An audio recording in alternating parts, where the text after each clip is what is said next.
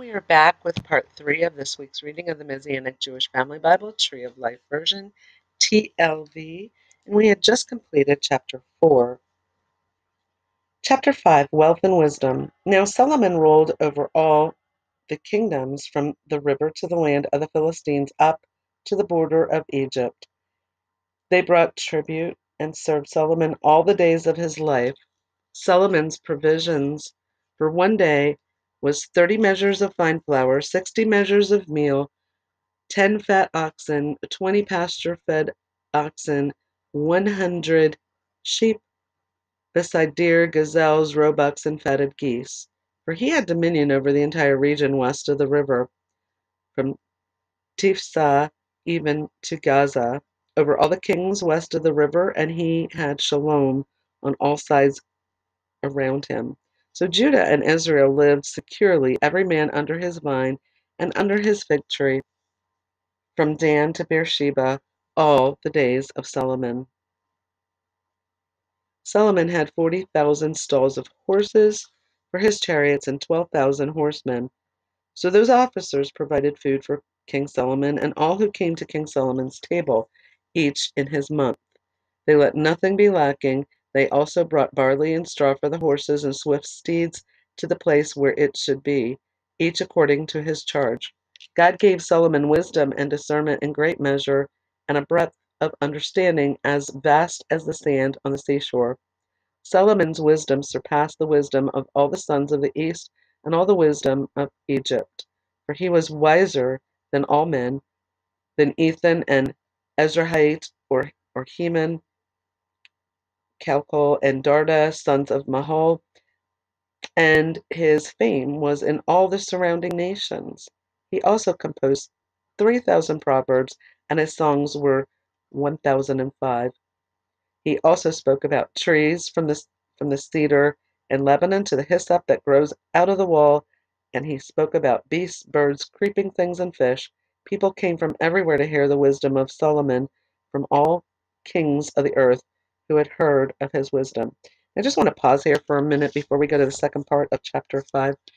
David also wrote a good number of Psalms when we get into the book of Psalms. Of course, there are other contributing writers to that. Um, Now, Solomon wrote Proverbs, Ecclesiastes, and the Song of Songs, or also known as the Song of Solomon. So he did write a lot of the writings as well. So the second part of chapter 5, Hiram offers materials. Then King Hiram of Tyre sent his servants to Solomon when he heard that they had anointed him king in place of his father. For Hiram was always a friend of David. So Solomon sent word to Hiram, saying, You know how my father David could not build a house for the name of Adonai his God because of the wars around him on every side, until Adonai put them under the soles of my feet. But now Adonai my God has given me rest on every side. There is neither adversary nor bad incident. So behold, I intend to build a house for the name of Adonai my God, as Adonai spoke to my father David, saying, Your son, whom I will set upon your throne in your place, he will build the house for my name. So now command that they cut cedars from Lebanon for me. My servants will be with your servants, and I will give you wages for your servants according to whatever you say.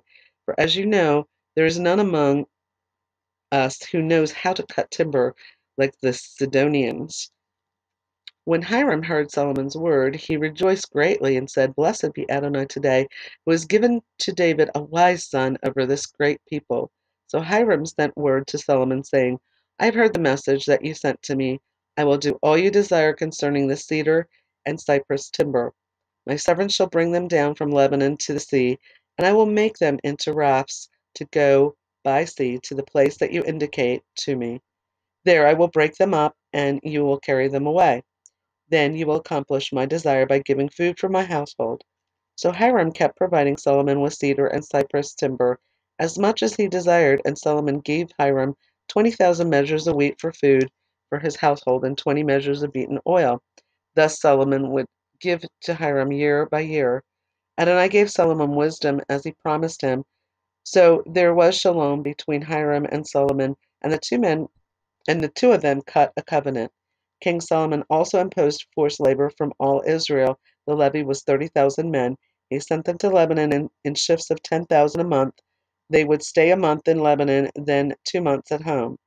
Adoniram was over the forced labor. Solomon had 70,000 porters and 80,000 stonecutters in the mountains. Besides Solomon's chief officers that were over the work, 3,300 who supervised the people who were doing the work. Then the king commanded, and they quarried great stones. They quarried great stones, costly stones, to lay the foundation of the house with cut stones. So Solomon's builders and Hiram's builders, along with the Gibeonites, cut them and prepared the timber and stones to build the house. So the second part of chapter 5 is the preparation of the materials for the house of God. Chapter 6 is building the temple. And we're going to talk about cubit. A cubit was about 18 inches. Now it came to pass 480 years after the children of Israel came out of the land of Egypt, in the 4th year of Solomon's reign over Israel, in the month of Ziv, which is the second month, then he began to build Adonai's house. Now the house that King Solomon built for Adonai was 60 cubits long, 20 cubits wide, and 30 cubits high. The porch in front of the sanctuary of the house was 20 cubits in length, corresponding to the breadth of the house. So if my calculation is right, when you're talking about 20 cubits, 1 cubit being 18 inches, you're talking about 360 inches or 36 feet when we're talking that amount. So that kind of gives you an idea of the measurements of this. And its depth was 10 cubits from the front of the house. Also for the house he made windows and with artistic frames. Against the wall of the house he built a side structure surrounding both the temple and the inner sanctuary. Thus he made side chambers all around.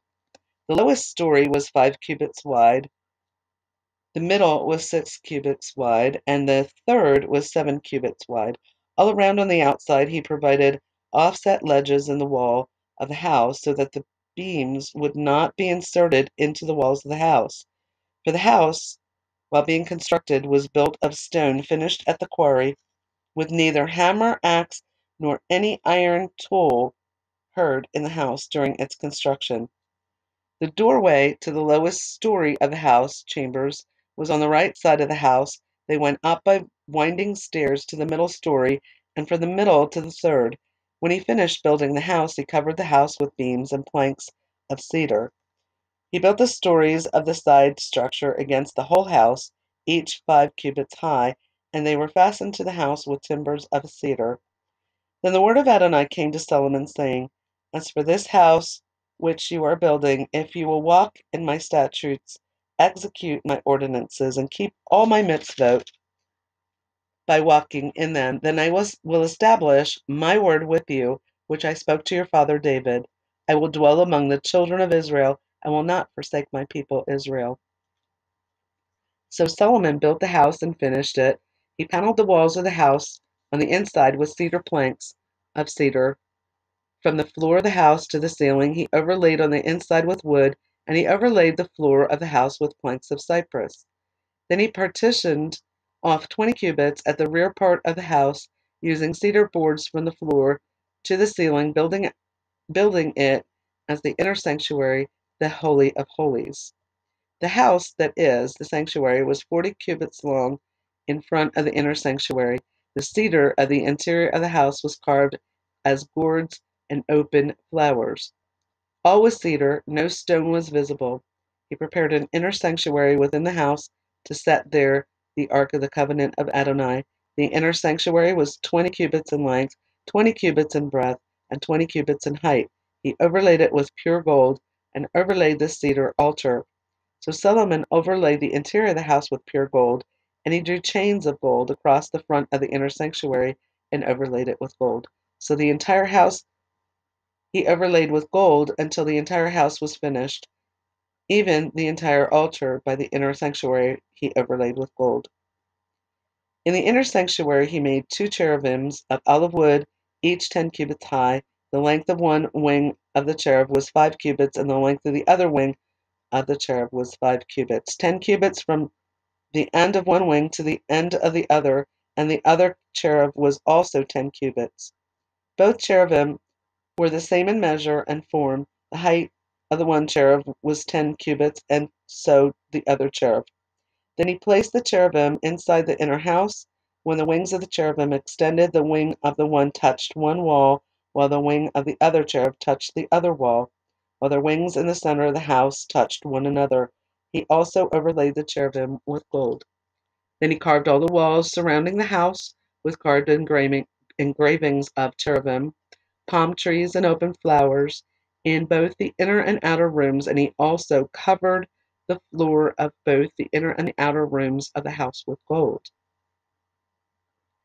For the entrance of the inner sanctuary, he made doors of olive wood, the frame of the doorposts having 5 angles. As for the double doors of olive wood, he carved on them carvings of cherubim, palm trees, and open flowers, and overlaid them with gold. He beat out gold over the cherubim and over the palm trees. He also made for the temple entrance, 4-sided doorposts of olive wood and double doors of cypress wood. The 2 leaves of the one door were folding, and the 2 leaves of the other door were folding.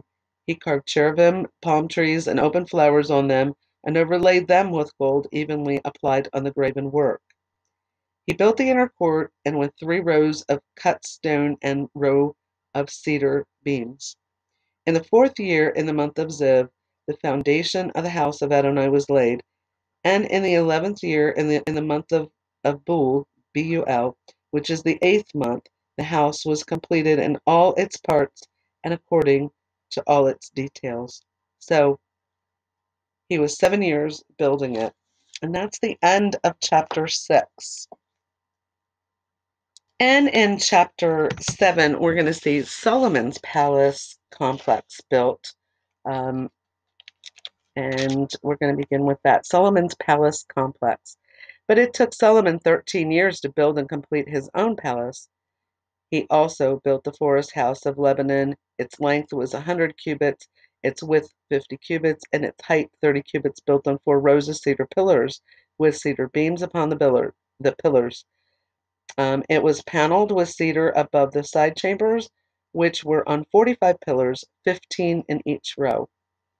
So it took 7 years to build the house of God, and Solomon's palace it took 13 years to build. And there were window frames in 3 rows with window opposite window in 3 ranks, and all the doorways had rectangular frame and with window opposite to window in 3 tiers.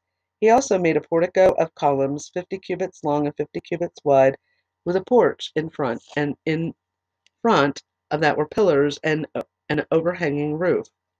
He also made the hall of the throne where he would judge, the hall of justice. It was paneled with cedar from the floor to the ceiling. His house, where he would dwell, set farther back of the hall, was of the same construction. He also made a house like this hall for Pharaoh's daughter, whom Solomon had taken to wife. All these were made of expensive stone cut to size and sawed with saws inside and outside, from the foundation to the top, and from the outside to the great court. The foundation was also made of expensive stones, huge stones 8 cubits and stones 10 cubits. Above were expensive stones cut to measure and cedar wood. The surrounding great courtyard had 3 rows of cut stone and a row of cedar beams, the same as the inner court of the house of Adonai and the portico of the house. Second part of chapter 7 is Hiram the bronze craftsman. King Solomon sent for and had Hiram brought from Tyre. He was a widow's son from the tribe of Naphtali, while his father was a man of Tyre, a coppersmith, and he was filled with wisdom, understanding, and skill to do any work in bronze. So he came to King Solomon and executed all his work. He fashioned the two bronze pillars, 18 cubits high and 12 cubits in circumference each. He also made two capitals of molten,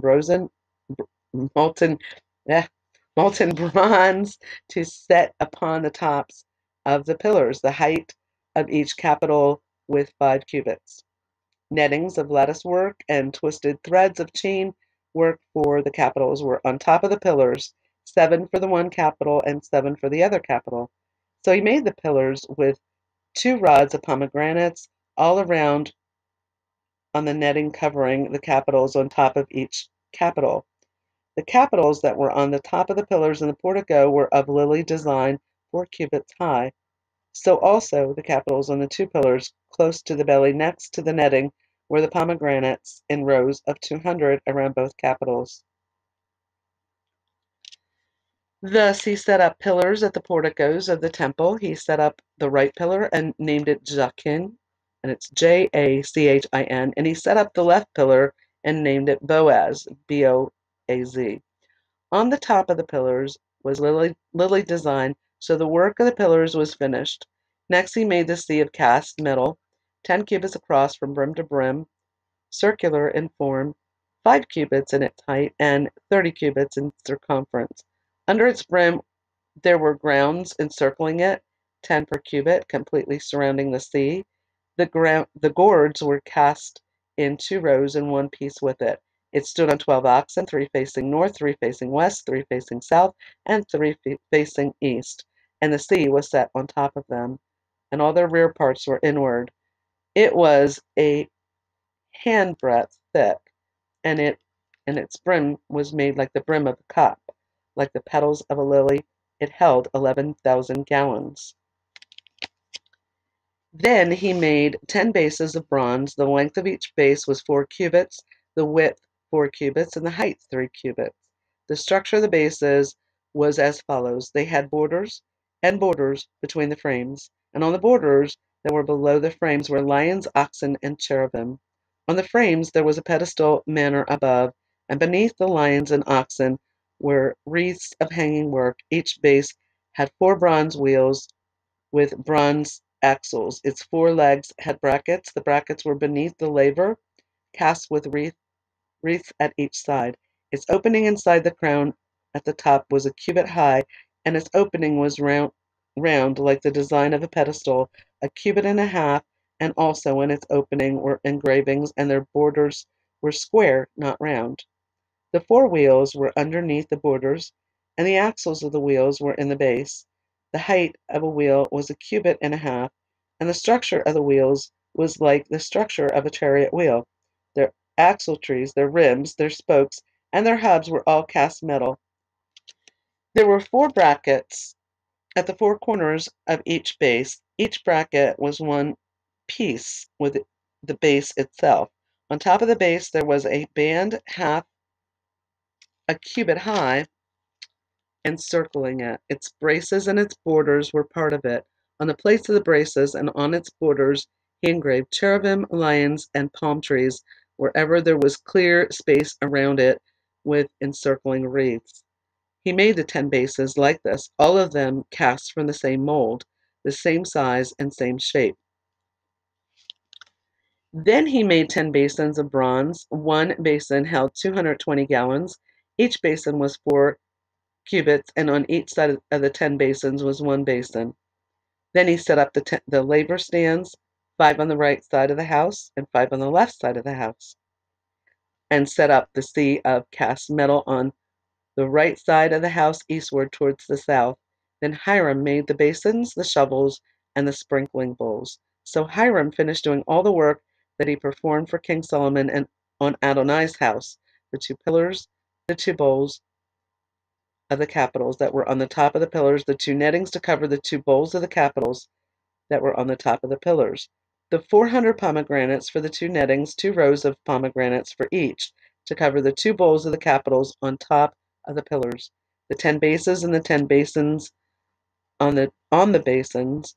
Oh, that was a tongue twister there. The 10 bases and the 10 basins on the bases, the 1 sea and the 12 oxen under the sea, the pots, the shovels, and the basins.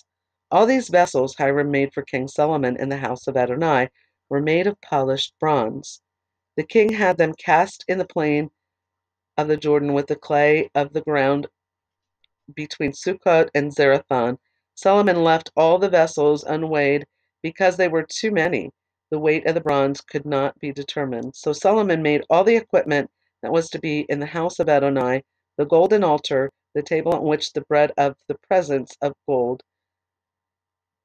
the menorahs, 5 on the right side and 5 on the left in front of the inner sanctuary, of pure gold, the flowers, the lamps, and the tongues of gold, the cups, the snuffers, and the bowls, the wicks, trimmers, and fire pans of pure gold, the hinges for the doors of the inner house, the holy of holies, and for the doors of the house that is of the temple of gold. When all the work that King Solomon did in Adonai's house was finished, Solomon brought in the things that his father David had dedicated, the silver, the gold, and the vessels, and put them in the treasuries of the house of Adonai.